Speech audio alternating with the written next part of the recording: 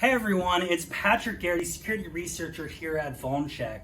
And today I want to dive into a report we published this week on the VulnCheck known exploited vulnerabilities looking at summer 2024. During the summer, we captured evidence for 158 CVEs with known exploitation evidence for the first time. And these are linked to 119 different software suppliers or software projects across 136 unique products. The top software with 2 or more CVEs included Microsoft Windows, Apache OFBiz, PHP Everywhere, OSGeo GeoServer, Totolink, ServiceNow, Google Chrome, and the Linux kernel. Those are products certainly should focus on continued patching and be on top of your patching cadences and updating the software. But the long tail shows that just about any software out there is vulnerable to exploitation. So let's take a quick look at summer trends in vulnerability exploitation over time. We're going to look a little bit further back than just the summer. So this goes back all the way to 2021 when we really started our internal initiatives at VulnCheck around the known exploited vulnerabilities. What we can see, right, is a continuation of known exploited vulnerability disclosure. You can see occasional spikes, right? So we see SysAkev, you see Shadow Server being onboarded as a source. And then more recently, some reports around RSA and other reports around Black Hat like F5 and CISA reports being released on some North Korean threat actors. So generally speaking, you can expect somewhere between 30 to 50 kevs each month from a baseline perspective, and then these occasional spikes which happen.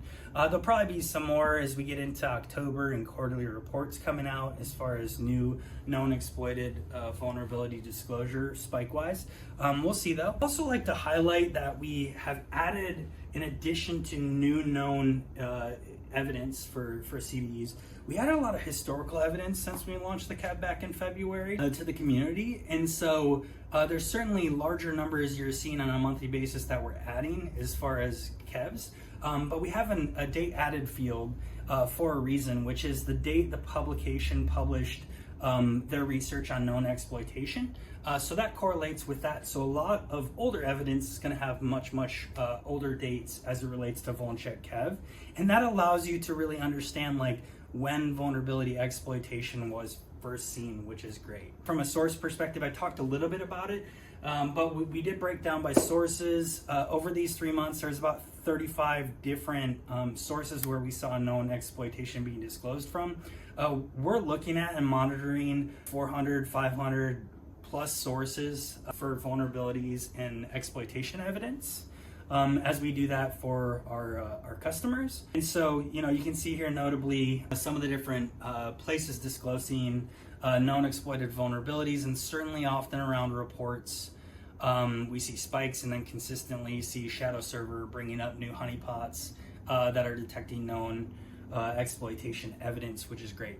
By the way, Shadow Server is a great project. Next, let's take a quick look at SysAkev. And so we compared VulnCheck KEV to SysAkev. We captured 158 CVEs during this period. We had known exploited vulnerability evidence prior to the SysAkev date, the vulnerability being added there. Roughly 72% of vulnerabilities. SysAkev published 42 CVEs added to the SysAkev. 30 of these that there's evidence prior to being added to SysAkev. So good indicator that in many cases, we're much faster, much quicker. In the cases of the 12 vulnerabilities that weren't on SysAkev, a good portion of them appeared to be 0-day-ish type vulnerabilities, where we're also getting evidence from other sources like Microsoft MSSRC. So generally speaking, if we don't capture it and it gets on SysAkev, we are inclusive of SysAkev and automatically add that as well. But much faster and broader from a depth perspective if you're looking to get ahead of known exploited vulnerabilities in your prioritization framework. The other thing I highlighted here was looking at scoring systems, mapping to known exploited vulnerabilities. In this case, I took CVSS, which is on the x-axis, and EPSS score, which is on the y-axis, and then use the density chart kind of to highlight and show. The yellow density here is the highest density of vulnerabilities, so tends to be low EPSS scores, higher CVSS scores. And then we can see up top with EPSS, lower density, higher score, and higher CVSS score. I wouldn't jump to any conclusions via this smaller data set, but some I'm looking at exploring a little bit further and broader now that we have 3,000 plus vulnerabilities with known exploitation. I think there's some interesting studies. I did set some thresholds in here just to show 10% or 0.1 with EPSS is a common threshold that's talked about, and that would cover about 25.3% of the known exploited vulnerabilities captured. If I use CVSS with the BT score, since these are all exploited vulnerabilities of 9 or higher, you'd end up covering about 57 CVEs or 36.1%. Mapped to known exploitation. So just kind of highlights, certainly you should really consider prioritizing known exploited evidence and other evidence in consideration with existing scoring systems. So that highlights from the summer report 2024, some of the observations. I'm going to try and do this more on a monthly basis.